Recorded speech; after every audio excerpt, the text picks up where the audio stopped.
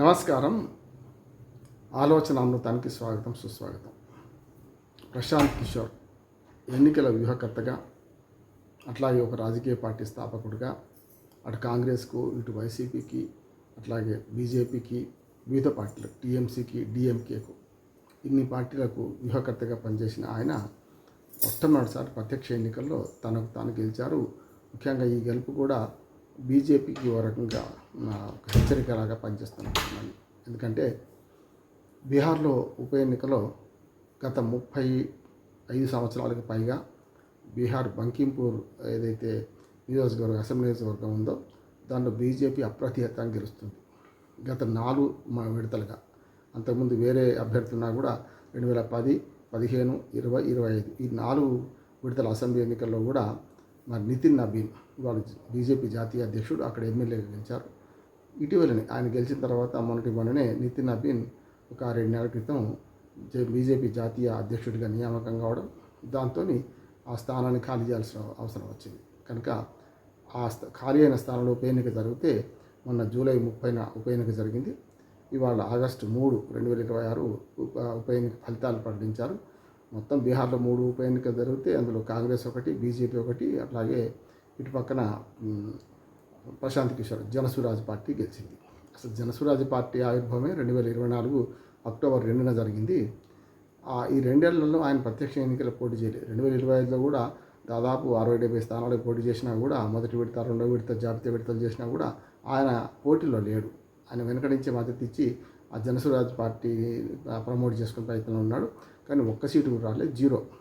మొన్నటి 2025 అసెంబ్లీ ఎన్నికల్లో బీహార్లో 202 సీట్లు, 101 బీజేపీకి, 101 ఆర్జేడీ ఇది యునైటెడ్ జనతా దళ్, ఈ రెండింటి గెలిచింది. ఆర్జేడీ కేవలం 25 సీట్లతో, అందులో 19 సీట్లు ఆర్జేడీకి, 6 సీట్లు కాంగ్రెస్ పార్టీకి వచ్చింది. 25 సీట్లకు పరిమితం కావాల్సి వచ్చింది. కనుక ఇంత అప్రతిహత మెజార్టీ సాధించిన బీహార్లో మరి ఎన్నికలు జరిగి కేవలం 10 నెలలు కూడా పూర్తి కాకుండానే, యాక్చువల్గా జూలై అంటే ఇది ఒక 7 నెలలు, అదొక 2 నెలలు, అంటే దాదాపు 9 నెలలు పూర్తి కాకుండానే, 8 నెలలు పూర్తి కాకుండానే పూర్తి స్థాయిలో మరి బీజేపీ వ్యతిరేకత ఎదురైందా అనే మాట వస్తున్నది.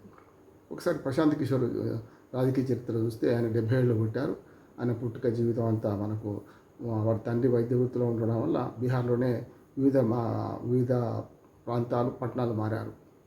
70 ఏళ్ళు పుట్టిన ఆయన కేవలం 35 ఏళ్ల వయసులోనే 2012లో మొట్టమొదటిసారి ఈ గుజరాత్ ముఖ్యమంత్రిగా 3వసారి ఎన్నిక కావలసిన మన నరేంద్ర మోడీకి గుజరాత్లో ఎన్నికల వ్యూహకర్తగా, ప్రచారకర్తగా పనిచేశాడు. అది 2013 తర్వాత మరి దేశవ్యాప్తంగా మోడీ ప్రభావం పెంచడానికి అవసరమైన చాయ్ పే చర్చ ఇట్లాంటి ఒక వ్యూహకర్తగా 2012లో ముఖ్యమంత్రిగా, 3వసారి ముఖ్యమంత్రిగా మరి నరేంద్ర మోడీని గెలిపించడంలో ఎంత పాత్ర ఉందో, ఆ తర్వాత 2014లో దేశవ్యాప్తంగా నరేంద్ర మోడీకి ఒక ఊపు కల్పించి మరి పార్లమెంట్ ఎన్నికల్లో నరేంద్ర మోడీకి మంచి మెజార్టీ తీసుకొచ్చిన వాడిగా, వ్యూహకర్తగా పేరొందాడు. ఆ తర్వాత బీజేపీతో విభేదించి అటు పక్కన మళ్ళీ వరుసగా ఎన్నికల బరిలో బీహార్లో 2021లో, అంతకుముందు మరి వైసీపీకి 2017 నుంచి ఆంధ్రప్రదేశ్లో ఒక వ్యూహకర్తగా ఉండి అక్కడ కూడా పాదయాత్రలు లేకుండా జనసున్వాయి రకరకాల కార్యక్రమాలు, జనంలోకి వెళ్ళే కార్యక్రమాలు ప్రమోట్ చేసి సూటిగా, అంటే ఒక్క ఛాన్స్ ఇవ్వండి అని చెప్పి జగన్మోహన్ రెడ్డి గారికి ఊపి తీసుకొచ్చి 2019లో జగన్మోహన్ రెడ్డి 151 సీట్లు వచ్చేటట్టు చేశారు. అంటే ఒక వ్యూహకర్త ఒకటేనా అంటే కాకుండా ఎట్లా చేస్తే బాగుంటుందనే సలహాలు, సూచనలు ఇవ్వడంలో సక్సెస్ అయ్యారు. అంతకుముందు మనకు డిఎంకేతో చేరి అటు పక్కన వ్యూహకర్తగా డిఎంకే 2021లో డిఎంకేకు సహకరించారు. అక్కడ స్టాలిన్ ప్రభుత్వం ఏర్పాటు చేయడానికి, ఎన్ఆర్డీఎంకే ఓడిపోవడానికి కారణం అయ్యారు. అట్లాగే మన బీహార్ ఎన్నికలు, అంతకుముందు మనం చూసుకుంటే కేజ్రీవాల్ను ఢిల్లీలో గెలిపించడానికి, అంటే ఆయన అన్ని పార్టీలకు పనిచేశారు. ఓ రకంగా చెప్పాలంటే కాంగ్రెస్ నుంచి మొదలుకొని అన్ని రకాల పార్టీలకు పనిచేశారు. మధ్యప్రదేశ్ వాటిల్లో సక్సెస్ కాకపోయినా చేశారు. ఒక దేశంలో నేను వ్యూహకర్తగా ఉన్నాను, ఈ లాభం లేదు, నేను ప్రత్యక్ష రాజకీయాలు దిగుతాను. 2024 అక్టోబర్ 2 నాడు, గాంధీ జయంతి నాడు పార్టీ జనసురాజ్ అనే పార్టీ పెట్టారు. అంటే గుడ్ గవర్నెన్స్ అనే అర్థం. హిందీలో జనసురాజ్ అంటే జన స్వరాజ్యం, సురాజ్యం అంటే గవర్నెన్స్, గుడ్ గవర్నెన్స్ కదా. ఆ పార్టీ పెట్టి 2 ఏళ్ళుగా ప్రయత్నం చేస్తున్నా ఎక్కడ కూడా పార్టీ ముందడుగు పడలేదు. అనుకోకుండా ఇప్పుడు ఉప ఎన్నిక రావడం, నితిన్ నబీన్ నియోజకవర్గంలో 4 సార్లు బీజేపీ అభ్యర్థిగా నితిన్ నబీన్ గెలిచారు. ఆయన జాతీయ అధ్యక్షుడిగా ఉన్నారు ఇప్పుడు బీజేపీకి. అంతకుముందు కూడా 15 ఏళ్ళుగా బీజేపీ అభ్యర్థులు గెలుస్తున్నారు అక్కడ. అంటే 35 ఏళ్ల బీజేపీ గట్టి సామ్రాజ్యాన్ని కూరదోసి ఇవాళ సుమారు 19,500 ఓట్ల తేడాతో సమీప ప్రత్యర్థి బీజేపీ మీద ఆయన గెలిచారు. ఇప్పుడు బీహార్ రాజకీయాలు మార్పు వస్తుంది అంటే పెద్దగా చేంజ్ ఏం రాదు. దీనివల్ల కొత్తగా బీజేపీ పడిపోయేది ఏం లేదు. ఒక సీటు పోవడం వల్ల బీజేపీకి నష్టమేం కాదు. కనుక అట్లా చూసుకుంటే 202 సీట్లున్న బీజేపీకి ఒక సీటు పోయింది. ఇది కూటమికి 201 అయింది, నష్టమేం లేదు. 234 సీట్లు అక్కడ. 234 సీట్లలో ఆల్మోస్ట్ ఆల్ 90% వాళ్ళే గెలుచుకున్నారు, కానీ 80% పైగా వాళ్ళే గెలుచుకున్నారు. కనుక సమస్య రాకపోవచ్చు. కానీ బీజేపీ పతనం మొదలైందా, బీహార్ నుంచి మొదలైందా అనే ఒక వాదన వస్తుంది. అదంత ఈజీ కాదు. ఒక సీటు ఉప ఎన్నికలు ప్రశాంత్ కిషోర్ను ఓసారి గెలిపిద్దాం అనుకుంటున్నారు ప్రజలు, అంతే తప్ప దీనికి మొత్తం బీజేపీ పలుకుబడంత పోయింది అని అనడానికి అయితే వీల్లేదనుకుంటున్నాను అయితే. కానీ ఏదైనా సరే ప్రమాద గంటకలు మోగినప్పుడు ముఖ్యంగా ఇటువంటి ప్రతిష్టాత్మక నియోజకవర్గంలో బీజేపీ వాడు ఎందుకు సరిగ్గా పనిచేయలేకపోయిందని ఆత్మపరిశీలన చేసుకోవాల్సి వస్తుంది. ఆయన ఇప్పుడు వ్యూహకర్తగా కాకుండా ఈ బీహార్ అసెంబ్లీకి పరిమితం అవుతారు. ఇప్పటికే సామ్రాట్ చౌదరిని అక్కడి నుంచి గద్దె దిగమని, బీహార్ ముఖ్యమంత్రిగా ఆయన పనికిరాడని, నేర చరిత్రుడని రకరకాల ఆరోపణలు చేస్తూ ఇవాళ గెలిచిన 10 నిమిషాల లోపలనే బీహార్ ముఖ్యమంత్రిగా సామ్రాట్ చౌదరి పనికిరాడని మార్చాలని ఒక డిమాండు ప్రశాంత్ కిషోర్ చేస్తున్నారు. ఏదేమైనా సరే దేశ రాజకీయాల్లో ఒక 5-6 పెద్ద రాష్ట్రాల్లో, ముఖ్యంగా తమిళనాడు కానీ ఆంధ్రప్రదేశ్ కానీ, ముఖ్యంగా మన టీఎంసీకి మన పశ్చిమ బెంగాల్ కూడా పనిచేశారు ఆయన వ్యూహకర్తగా.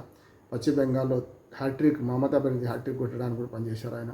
అది అట్లాగే ఢిల్లీ, అట్లాగే బీహారు, గుజరాత్, అంటే ఆల్మోస్ట్ ఆల్ 6-7 రాష్ట్రాలకు ముఖ్యమంత్రులు, పార్టీ వేరైనా సరే ముఖ్యమంత్రులను ప్రమోట్ చేయడంలో, ఆయా పార్టీలను ప్రమోట్ చేయడంలో ప్రముఖ పాత్ర వహించిన ఆయన మరి శకునం చెప్పే బల్లి కుడితిలో పడ్డట్టు కొన్నిసార్లు వారి పార్టీ అంటే చాలా వరకు బీహారు, మన మధ్యప్రదేశ్, కొన్ని ఉత్తరప్రదేశ్ రాష్ట్రాల్లో వాళ్ళ పప్పులు ఉడకలేదు. కనుకనే ఏదైనా సరే ఒక ప్రశాంత్ కిషోర్ మీద ఒక ఆరోపణ ఏంటంటే ఆయన గెలిచే పార్టీ వైపే మొదలు ఉండి పనిచేస్తారని, గెలుస్తారనుకున్న అంచనాలను బట్టి చేస్తారని మాట ఉన్నది. ఏదైనా సరే ఇప్పుడు ఆయన ఒక కోచ్గా, అంటే ఎప్పుడు కోచ్ మంచి ఆటగాడు కనుక ఇవాళ ఒక ఉప ఎన్నికలో గెలిచి చేయడం వేరు, మొత్తం బీహార్ మీద ప్రభావం చూపించడం వేరు. కానీ బీహార్ మీద అయితే ఆయన ప్రభావం పెద్దగా చూపించలేకపోయారు. ఈ బంకిపూర్ ఎన్నిక ద్వారా బీహార్ రాజకీయాల్లో ఒక కొత్త ఒరవడి మొదలైందా, ప్రశాంత్ కిషోర్కు మరి ఇదే రాజకీయ జీవితంలో ప్రారంభం, వ్యూహకర్తగా వేరు, రాజకీయ జీవితంలో ప్రారంభం అవుతుందా, మరి దీన్ని కొనసాగిస్తారా, వరుస గెలుపులు ఉంటాయా అనేది కాలమే సమాధానం చెప్పాలి. ప్రశాంత్ కిషోర్ని అభినందిస్తూ మరి అసెంబ్లీలో చట్టసభలకు పంపడంలో, ఇంతమంది ముఖ్యమంత్రి పంపడంలో కానీ, ఇంతమందిని గెలిపించడంలో ఒక పాత్ర వహించిన ఆయన స్వయంగా తాను గెలిచి చట్టసభలో ఎలాంటి మార్పులు తీసుకొస్తారు, ముఖ్యమంత్రి రాజీనామా డిమాండ్ నుంచి మొదలుకొని ఇంకా ఎన్ని డిమాండ్ చేయబోతున్నారు, ఇవన్నీ కాలమే తెలుస్తుంది. ముందు చూద్దాం ఏం జరుగుతుంది.